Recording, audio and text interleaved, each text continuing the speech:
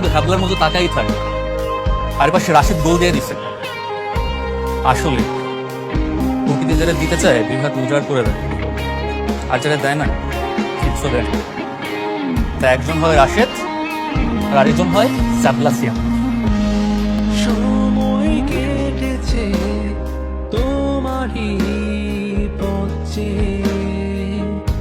তুমি কেন বোঝনি কি বলতে চাই ইশারাতে, মনের কথা